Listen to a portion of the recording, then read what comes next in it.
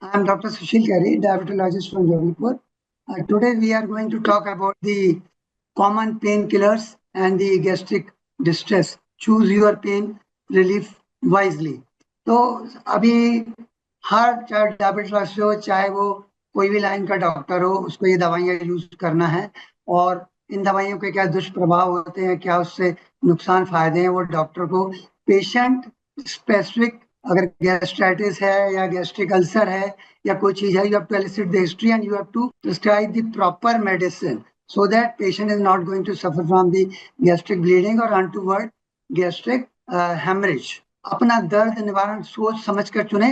Over the counter जो दवाइयां दर्द है, जैसे आइबुप्रोफेन है, एस्पिरिन है, नेप्रोक्सेन है, उसके उपयोग दर्द से राहत और सूजन को कम करने के लिए व्यापक रूप से किया जाता है। उनकी व्यापक उपलब्धता और उनकी उपयोग की आवृत्ति के कारण उनके उचित उपयोग, खुराक, संभावित दुष्परिणामों को या दुष्प्रभावों को जानना महत्वपूर्ण है। जबकि दर्द निवारक महत्वपूर्ण लाभ प्रदान करते हैं, कम समय के लिए उच्च खुराक में लेने पर वे गैस्ट्रिक संकट या लंबे समय तक लेने पर पेप्टिक अल्सर और पेट में रक्तस्राव का कारण बन सकते हैं। बाजार में उपलब्ध सामान्य प्रकार की दर्द निवारक दवाएं हैं, जैसे एनसेड, ibuprofen, naproxen, non steroid anti inflammatory दवाएं। ये साइक्लोऑक्सीजन कॉक्स 1 और कॉक्स 2 पे को रोकती हैं, वो जो सूजन और दर्द में शामिल प्रोस्टाग्लैंडिन का उत्पादन करती हैं। दुर्भाग्य से वे पेट की परत को भी रक्षा करती हैं और गुर्दे का कार्य को नियंत्रित करती हैं, इसलिए उनके अवरोध से पेट में जलन, अल्सर या रक्तस्राव हो सकता है। तो एस्पिरिन जो एनसेड के समान ही कार्य करती है और पेट की परत को परेशान करके और रक्तस्राव के जोखिम को बढ़ाकर गैस्ट्रिक संकट पैदा कर सकती है, खासकर उच्च खुराक देने पर।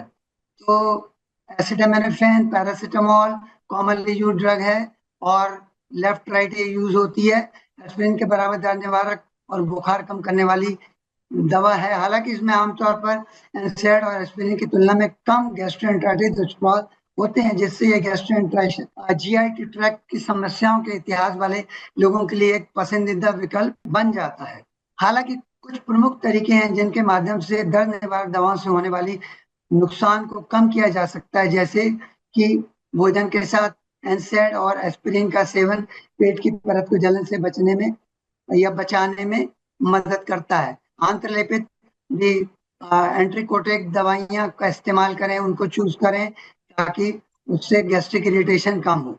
सबसे कम प्रभावी खुराक का उपयोग करें, जैसा कि एक चिकित्सक द्वारा अनुशंसित किया गया है। दर्द को कम करने के लिए आवश्यक न्यूनतम अवधि के लिए न्यूनतम प्रभावी खुराक का उपयोग करें, जिससे गैस्ट्रिक संकट का खतरा कम हो जाएगा। हाइड्रेटेड रहें, भरपूर पानी पीने से जल योजन बनाए रखने के लिए अपने पेट की परत की रक्षा करने में मदद मिलती है। उचित दर्द निवारण विधियों का चयन करके संभावित दुष्प्रभावों के प्रति सचेत रहकर आप गैस्ट्रिक संकट के जोखिम को कम करते हुए अपने दर्द को प्रभावी ढंग से प्रबंधित कर सकते हैं। याद रखें कि सबसे सुरक्षित और सबसे प्रभावी उपचार सुनिश्चित करने के लिए किसी भी दर्द निवारक आहार को शुरू करने से पहले स्वास्थ्य सेवा प्रदाता से परामर्श करना महत्वपूर्ण है। इसके साथ ही मैं आपको कुछ अच्छी चीजें शेयर करना चाहूंगा, जिससे कि मतलब हम लोग जो कॉमनली हम लोग चीजें यूज करते हैं।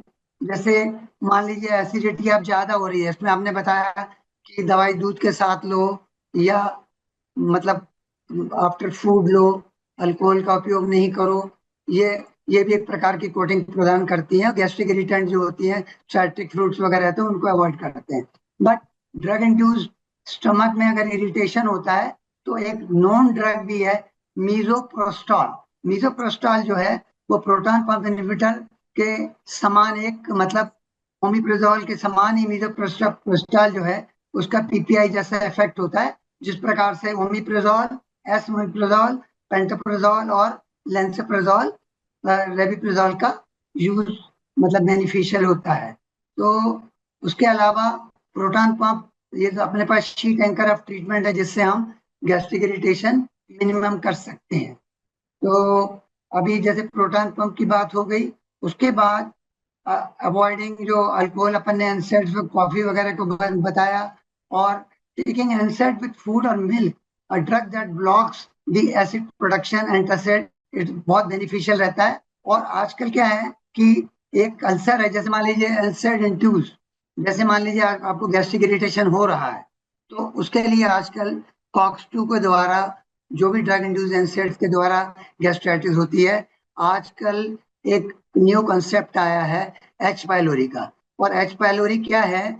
एक ऑर्गेनिज्म है जो कि गट के अंदर होता है। आज हर गैस्ट्रोएंटरोलॉजिस्ट सबसे पहले एच पाइलोरी किट के द्वारा एच पाइलोरी चेक करता है। कोई भी एसिडिटी का कुछ भी, हमारे पास भी किट है, हम वो किट यूज करते हैं, डायग्नोज करते हैं।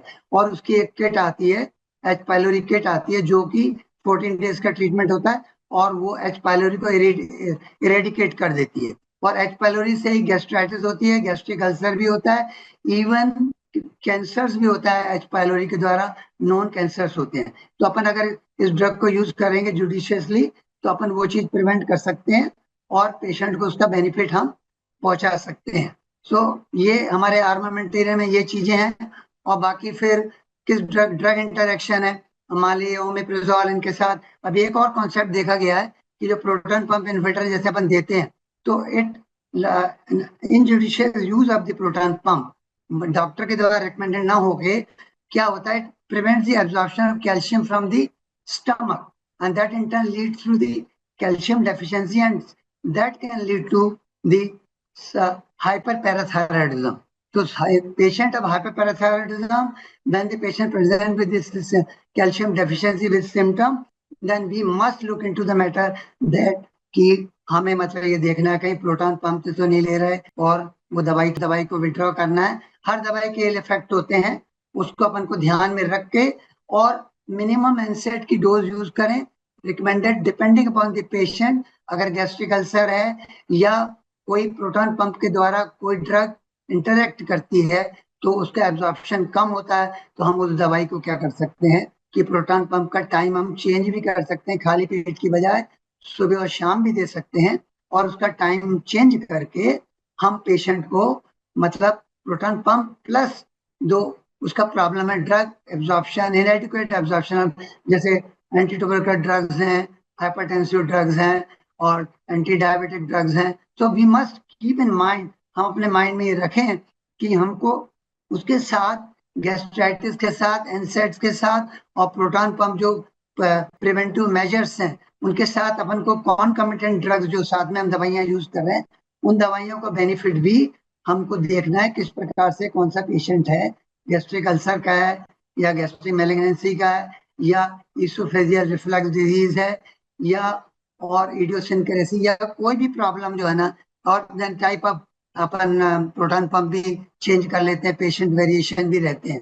तो इस प्रकार से हर फील्ड में, अस्थमा वाले में भी किस प्रकार से प्रोटॉन पंप यूज करना, एनसेड से अस्थमा में फर्क पड़ता है, किडनी फंक्शन में फर्क पड़ता है। We have to see the CKD, diabetes induce CKD अगर है तो उसमें हम ध्यान देंगे, उसमें स्पेसिफिक पीपीआई जो रिकमेंडेड है, इवन इन प्रेगनेंसी में जो रिकमेंडेड है एमेप्राजोल ये वाला ग्रुप हम दे सकते हैं प्रेगनेंसी में भी।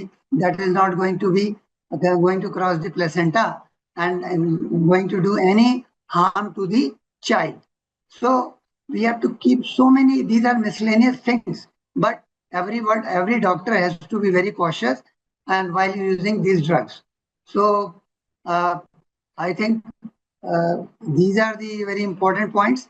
और मैं सोचता हूँ ड्रग इंटरेक्शन भी है, एंटी ट्यूबल ड्रग के साथ है, एंटी थायराइड ड्रग के साथ भी होता है और एंटी कैंसर ड्रग के साथ भी प्रॉब्लम होता है। So we have to keep from head to to.